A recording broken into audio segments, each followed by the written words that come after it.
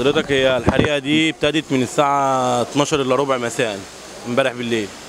طبعا كان في الأسبوع اللي فات نفس الحريقة كده بس قبليها بحوالي 20 متر يوم الاثنين اللي فات.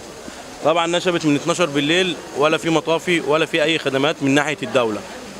من 12 بالليل لحد زي ما حضرتك شايف دلوقتي، هي دلوقتي الساعة 1 الظهر، 13 ساعة مش عارفين يسيطروا على الحريقة.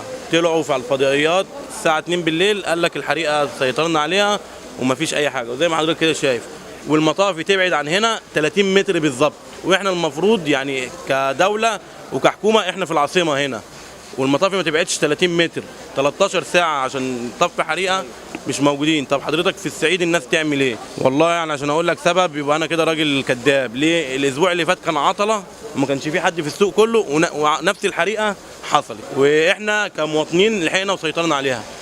نفس الاسبوع ده حصل نفس الموضوع، فالله اعلم. في ناس بتقول لك ده فعل فاعل، عشان حضرتك زي ما انت شايف كده ادي عمارة وادي 2، واللي انت واقف تحتيها دي 3 ووراها 4، وفي شارع الجيش عمارة 5. ان هو بالاكيد فعل فاعل، بس احنا بنحب نوجه كلامنا للحكومه.